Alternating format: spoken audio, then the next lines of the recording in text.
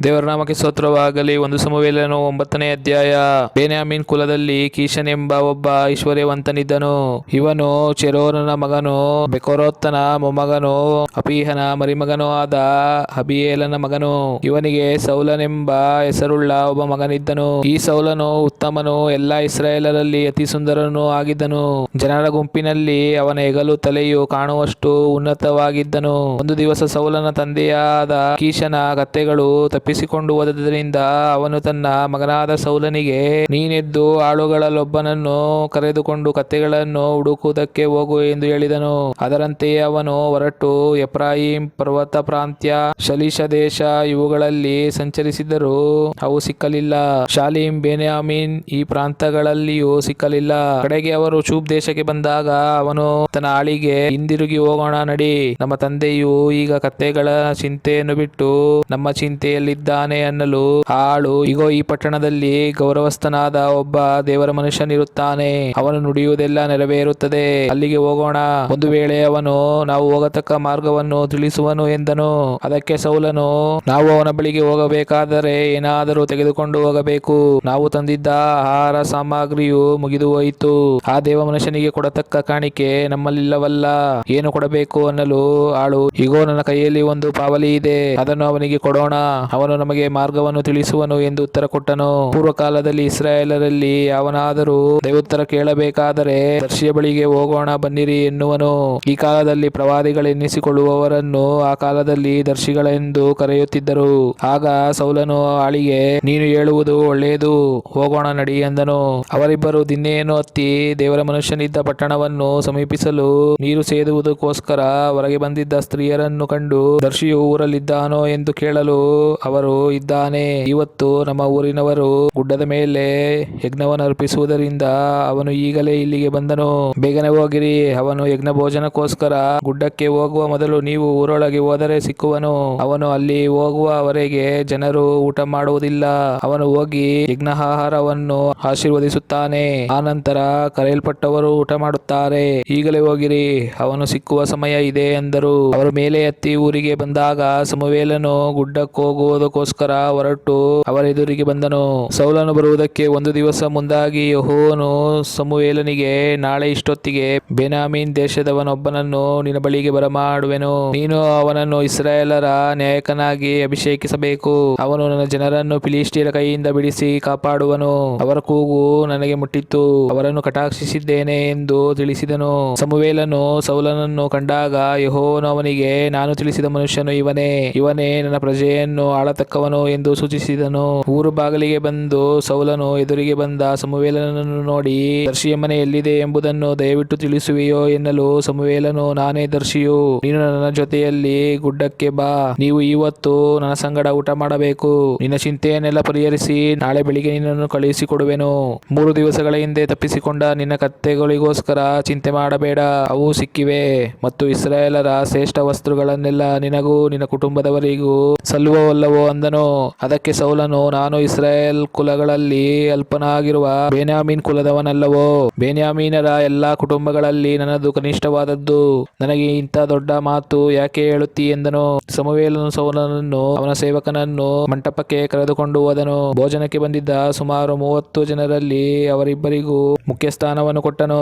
ಆನಂತರ ಸಮುವೇಲನು ಅಡಿಗೆಯವನಿಗೆ, ನಾನು ನಿನಗೆ ಹೇಳಿ ಪ್ರತ್ಯೇಕವಾಗಿ ಇಡಿಸಿದ ಮಾಂಸಭಾಗವನ್ನು ತಂದಿಡು ಅನ್ನಲು, ಅವನು ಒಂದು ತೊಡೆಯ ಮಾಂಸವನ್ನು ಅದರ ಸಂಗಡ ಇದ್ದದ್ದನ್ನು ತಂದು ಸೌಲನ ಮುಂದಿಟ್ಟು ಅವನಿಗೆ, ಇಗೋ ಇದು ನಿನಗೋಸ್ಕರ ಪ್ರತ್ಯೇಕಿಸಿದ್ದು, ಇದನ್ನು ತಿನ್ನು, ಜನರನ್ನು ಭೋಜನಕ್ಕೆ ಕರೆದಾಗಿನಿಂದ ಇದು ನಿನಗೋಸ್ಕರವಾಗಿ ಇಡಲ್ಪಟ್ಟಿತ್ತು ಎಂದು ಹೇಳಿದನು. ಸೌಲನು ಆ ದಿನ ಸಮುವೇಲನ ಸಂಗಡ ಊಟ ಮಾಡಿದನು. ಅವರು ಗುಡ್ಡ ಇಳಿದು ಪಟ್ಟಣಕ್ಕೆ ಬಂದ ನಂತರ ಸಮುವೇಲನು ಸೌಲನನ್ನು ತನ್ನ ಮನೆ ಮಾಳಿಗೆಯ ಮೇಲೆ ಕರೆದುಕೊಂಡು ಹೋಗಿ ಅವನೊಡನೆ ಮಾತಾಡಿದನು. ಮರುದಿನ ಬೆಳಿಗ್ಗೆ ಸಮುವೇಲನು ಮಾಳಿಗೆ ಮೇಲೆ ಮಲಗಿದ್ದ ಸೌಲನನ್ನು, ಏಳು, ನಿನ್ನನ್ನು ಸಹ ಕಳುಹಿಸುತ್ತೇನೆ ಎಂದು ಎಬ್ಬಿಸಲು ಅವನೆದ್ದನು. ತರುವಾಯ ಅವರಿಬ್ಬರು ಹೊರಟು ಊರವರೆಗೆ ಬಂದಾಗ ಸಮುವೇಲನು ಸೌಲನಿಗೆ, ನಿನ್ನ ಸೇವಕನನ್ನು ಮುಂದೆ ಕಳುಹಿಸಿ ನೀನು ಇಲ್ಲಿ ಸ್ವಲ್ಪ ನಿಲ್ಲು, ನಿನಗೆ ತಿಳಿಸಬೇಕಾದ ದೈವೋಕ್ತಿಯೊಂದುಂಟು ಎಂದನು. ಆಮೇನ್.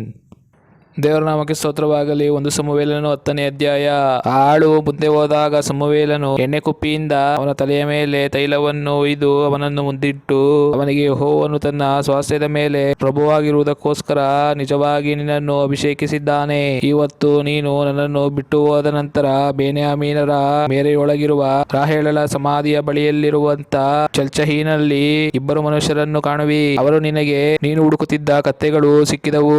ನಿನ್ನ ತಂದೆಯು ಕತ್ತೆಗಳ ಚಿಂತೆ ಬಿಟ್ಟು ನನ್ನ ಮಗನೆಲ್ಲಿ ಹೋದನೋ ಎಂಬುದಾಗಿ ನಿನಗೋಸ್ಕರ ಹಂಬಲಿಸುತ್ತಿರುತ್ತಾನೆ ಎಂದು ಹೇಳುವರು. ನೀನು ಅಲ್ಲಿಂದ ಮುಂದೆ ನಡೆದು ತಬೋರಿನ ಹತ್ತಿರವಿರುವ ಏಲೋನ್ ವೃಕ್ಷದ ಬಳಿಗೆ ಬಂದಾಗ ದೇವದರ್ಶನಕ್ಕಾಗಿ ಬೆತೇಲಿಗೆ ಹೋಗುವ 3 ಜನರು ನಿನಗೆದುರಾಗುವರು. ಅವರಲ್ಲೊಬ್ಬನು 3 ಹೋತ ಮರಿಗಳನ್ನು, ಮತ್ತೊಬ್ಬನು 3 ರೊಟ್ಟಿಗಳನ್ನು, ಇನ್ನೊಬ್ಬನು ದ್ರಾಕ್ಷಾರಸದ 1 ಬುದ್ದಲಿಯನ್ನು ಹೊತ್ತುಕೊಂಡಿರುವರು. ಅವರು ನಿನ್ನ ಕ್ಷೇಮ ಸಮಾಚಾರವನ್ನು ವಿಚಾರಿಸಿ 2 ರೊಟ್ಟಿಗಳನ್ನು ಕೊಡುವರು. ನೀನು ಅವುಗಳನ್ನು ತೆಗೆದುಕೊಳ್ಳಬೇಕು. ಅಲ್ಲಿಂದ ಫಿಲಿಷ್ಟಿಯರ ಠಾಣವಿರುವ ದೇವಗಿರಿಯನ್ನು ಮುಟ್ಟಿದಾಗ ಮುಂದುಗಡೆಯಲ್ಲಿ ಸ್ವರಮಂಡಲ, ಡಮಡಿ, ಕೊಳಲು, ಕಿನ್ನರಿ ಈ ವಾದ್ಯಗಾರರೊಡನೆ ಗುಡ್ಡದಿಂದಿಳಿದು ಬರುತ್ತಿರುವ ಪ್ರವಾದಿ ಸಮೂಹವನ್ನು ಕಾಣುವಿ. ಅವರು ಪರವಶರಾಗಿ ಪ್ರವಾದಿಸುವರು. ಆಗ ಯೆಹೋವನ ಆತ್ಮವು ನಿನ್ನ ಮೇಲೆ ಬರುವುದರಿಂದ ನೀನು ಮಾರ್ಪಟ್ಟು ಪ್ರವಾದಿಸುವಿ. ಈ ಗುರುತುಗಳೆಲ್ಲ ಸಂಭವಿಸಿದಾಗ ನಿನಗೆ ಅನುಕೂಲವಿದ್ದದ್ದನ್ನು ನಡಿಸು. ದೇವರು ನಿನ್ನ ಸಂಗಡ ಇದ್ದಾನೆ. ನೀನು ಮುಂದಾಗಿ ಗಿಲ್ಗಾಲಿಗೆ ಹೋಗು. 7 ದಿವಸಗಳ ನಂತರ ನಾನು ಸರ್ವಾಂಗ ಹೋಮಗಳನ್ನು, ಸಮಾಧಾನ ಯಜ್ಞಗಳನ್ನು ಸಮರ್ಪಿಸುವುದಕ್ಕೋಸ್ಕರ ಅಲ್ಲಿಗೆ ಬಂದು ನೀನು ಮಾಡಬೇಕಾದದನ್ನು ನಿನಗೆ ತಿಳಿಸುವೆನು. ಅಲ್ಲಿಯವರೆಗೆ ಕಾದುಕೊಂಡಿರು ಎಂದು ಹೇಳಿದನು. ಸೌಲನು ಸಮುವೇಲನನ್ನು ಬಿಟ್ಟು ಹೊರಟ ಕೂಡಲೇ ದೇವರು ಅವನಿಗೆ ನೂತನ ಹೃದಯವನ್ನು ಕೊಟ್ಟನು. ಅದೇ ದಿನದಲ್ಲಿ ಆ ಎಲ್ಲಾ ಗುರುತುಗಳು ಸಂಭವಿಸಿದವು. ಅವನು ದೇವಗಿರಿಗೆ ಬಂದ ಕೂಡಲೇ ಪರವಶವಾದ ಪ್ರವಾದಿ ಸಮೂಹವು ಅವನ ಎದುರಿಗೆ ಬರುವುದನ್ನು ಕಂಡನು. ದೇವರ ಆತ್ಮವು ಅವನ ಮೇಲೆ ಬಂದದ್ದರಿಂದ ಅವನು ಪರವಶನಾಗಿ ಅವರೊಳಗೆ ಸೇರಿ ಪ್ರವಾದಿಸಿದನು. ಅವನು ಪರವಶನಾಗಿ ಮಾತಾಡುವುದನ್ನು ಗುರುತಿನವರು ಕಂಡು ತಮ್ಮೊಳಗೆ, ಕೀಷನ ಮಗನಿಗೆ ಏನಾಯಿತು? ಸೌಲನು ಪ್ರವಾದಿಗಳಲ್ಲಿದ್ದಾನೋ ಎಂದು ಮಾತಾಡಿಕೊಳ್ಳುತ್ತಿರುವಾಗ ಆ ಸ್ಥಳದವನೊಬ್ಬನು, ಹಾಗಾದರೆ ಇವರ ತಂದೆ ಯಾರು ಎಂದು ಕೇಳಿದನು. ಈ ಸಂಗತಿಯಿಂದ ಸೌಲನು ಪ್ರವಾದಿಗಳಲ್ಲಿದ್ದಾನೋ ಎಂಬ ಗಾದೆ ಹುಟ್ಟಿತ್ತು. ಅವನು ಪ್ರವಾದಿಸಿ ಆದ ಮೇಲೆ ಪೂಜಾ ಸ್ಥಳಕ್ಕೆ ಬಂದನು. ಸೌಲನ ಚಿಕ್ಕಪ್ಪನು ಅವನನ್ನು, ಅವನ ಸೇವಕನನ್ನು, ಎಲ್ಲಿಗೆ ಹೋಗಿದ್ದೀರಿ ಎಂದು ಕೇಳಲು ಅವನು, ಕತ್ತೆಗಳನ್ನು ಹುಡುಕುವುದಕ್ಕೆ ಹೋಗಿದ್ದೆವು, ಅವು ಸಿಕ್ಕಲಿಲ್ಲವಾದ್ದರಿಂದ ಸಮುವೇಲನ ಬಳಿಗೆ ಹೋದೆವು ಅಂದನು. ಸಮುವೇಲನು ಏನು ಹೇಳಿದ್ದಾನೆಂದು ಚಿಕ್ಕಪ್ಪನು ಕೇಳಲು ಸೌಲನು ಕತ್ತೆಗಳು ಸಿಕ್ಕಿದವೆಂದು ತಿಳಿಸಿದನು ಎಂಬುದಾಗಿ ಹೇಳಿದ್ದನೇ ಹೊರತು ಅವನು ಹೇಳಿದ ರಾಜ್ಯದ ಮಾತನ್ನು ತಿಳಿಸಲಿಲ್ಲ. ಸಮುವೇಲನು ಇಸ್ರಾಯೇಲರನ್ನು ಮಿಚ್ಪೆಗೆ ಕರೆಸಿ ಯೆಹೋವನ ಸನ್ನಿಧಿಯಲ್ಲಿ ಕೂಡಿಸಿಕೊಂಡು ಅವರಿಗೆ, ಇಸ್ರಾಯೇಲ್ ದೇವರಾದ ಯೆಹೋವನು ಹೇಳುವುದನ್ನು ಕೇಳಿರಿ. ಆತನು ನಿಮಗೆ, ನೀವು ಐಗುಪ್ತರ ಕೈಗೆ ತಪ್ಪಿಸಿಕೊಳ್ಳುವಂತೆ ನಿಮ್ಮನ್ನು ಅವರ ದೇಶದಿಂದ ಬಿಡಿಸಿದವನು, ಬಾಧಿಸುತ್ತಿದ್ದ ಬೇರೆ ಎಲ್ಲಾ ಜನಾಂಗಗಳಿಂದ ನಿಮ್ಮನ್ನು ರಕ್ಷಿಸುವವನು ನಾನೇ. ನೀವಾದರೂ ನಿಮ್ಮನ್ನು ಕಷ್ಟ ಸಂಕಟಗಳಿಂದ ಬಿಡಿಸಿದ ನಿಮ್ಮ ದೇವರಾದ ನನ್ನನ್ನು ಈಗ ತಿರಸ್ಕರಿಸಿ ನಮಗೊಬ್ಬ ಅರಸನನ್ನು ನೇಮಿಸಲೆಂದು ಹೇಳುತ್ತೀರಿ ಅನ್ನುತ್ತಾನೆ. ಆದುದರಿಂದ ನೀವು ಕುಲಕುಲವಾಗಿಯೂ ಗೋತ್ರಗೋತ್ರವಾಗಿಯೂ ಯೆಹೋವನ ಸನ್ನಿಧಿಯಲ್ಲಿ ಕಾಣಿಸಿಕೊಳ್ಳಿರಿ ಎಂದು ಅಪ್ಪಣೆ ಮಾಡಿದನು.